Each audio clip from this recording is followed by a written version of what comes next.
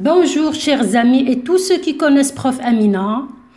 Restons chez nous et profitons de ces moments pour consulter toujours et à chaque moment la chaîne Menilik et partagez-la avec vos amis. Cette chaîne qui pense toujours à vous et qui pense à vous donner de son mieux et tout ce dont vous aurez besoin. Très bien, aujourd'hui on va aborder un sujet très important dans le programme du baccalauréat, que ça soit pour la première ou la deuxième année du lycée. Très bien. Surtout dans l'expression écrite. Il s'agit de l'argumentation. Vous avez affaire, chers élèves, à un sujet argumentatif. Et là, je rappelle que vous n'aurez plus le problème de la conjugaison qui vous fait un blocage, d'où il y a beaucoup d'erreurs. Donc, il n'y a pas de temps, il n'y a pas de mode.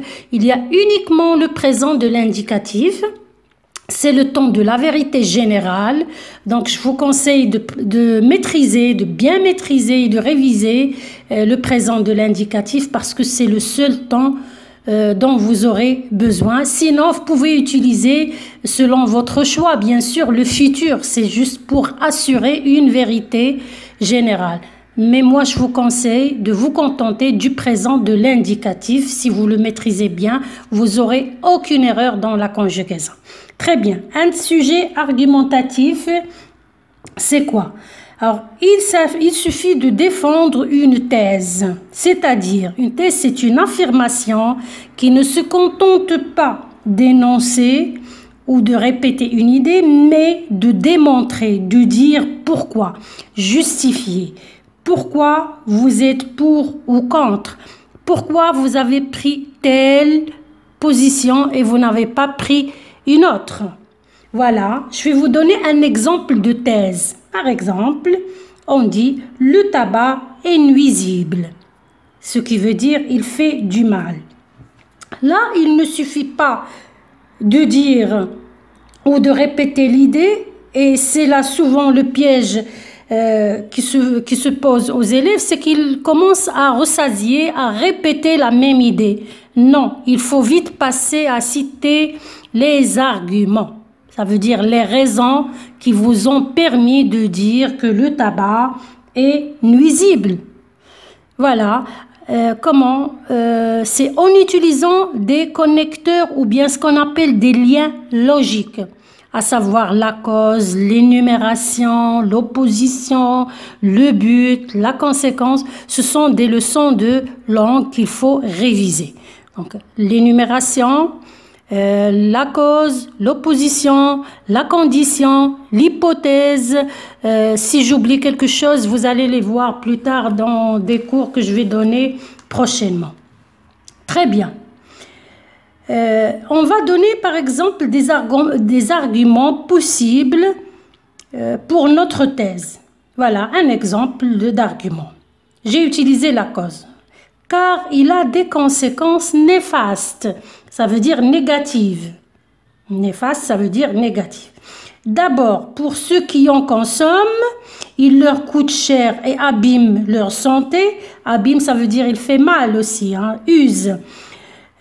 Abîme leur santé, causant des maladies graves ou bien causant de graves maladies. Il faut faire attention, on dit causant des maladies graves. Et si on commence par l'adjectif, on dit causant de graves maladies.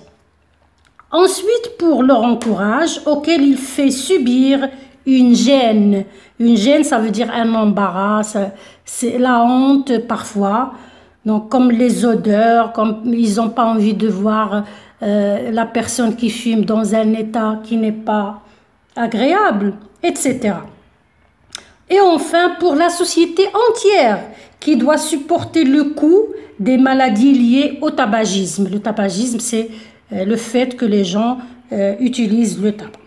Très bien. N'oublions pas qu'on doit être illustré. L'argument, il doit toujours être illustré et accompagné d'exemples.